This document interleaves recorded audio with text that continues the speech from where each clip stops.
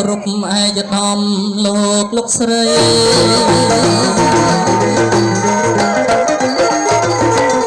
ច្បាប់យើងដៃឡើងប្រណំគ្រប់ឯយធម្មលោកស្រីបណ្ឌិតបញ្ញវន្តជាជនកវីបងប្អូនប្រុសស្រីលោកយាយលោកតាពិសេសគោរពម៉ៃលោកទាំង4ដែលជាពុកម៉ែដែលថ្នាក់ថ្នមថែបុត្រីបុត្រាហត់ណាស់តម្រង់ចូលធំ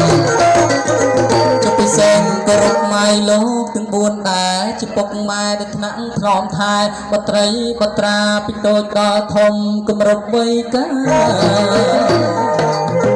លោកបានទុកដាក់ឲ្យជាប្រពន្ធប្តីស្របពេលវេលាគ្រានេះឯងរៀបចំចាត់ចែងល្អប្រពៃស្រីសសម្អាតតាល្អណាស់ស្របពេលវេលាគ្រានេះឯងរៀបចំចាត់ចែងល្អប្រពៃជាថ្ងៃមង្គលថ្ងៃសុខសួស្តីថ្ងៃចុងថ្ងៃជ័យដល់ប្រសើរក្នុងនាមខ្ញុំបាទជាប្រឡងតងរៀបចំបំរុងធ្វើដំណើរក្នុងនាមខ្ញុំបាទជាប្រឡងតងរៀបចំបំរុងធ្វើដំណើរទៅផ្ទះសិទ្ធិលៃចហងហា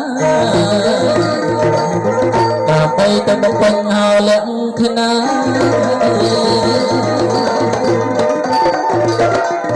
ទេវតាជាអ្នកថែរក្សាទីទឹកដី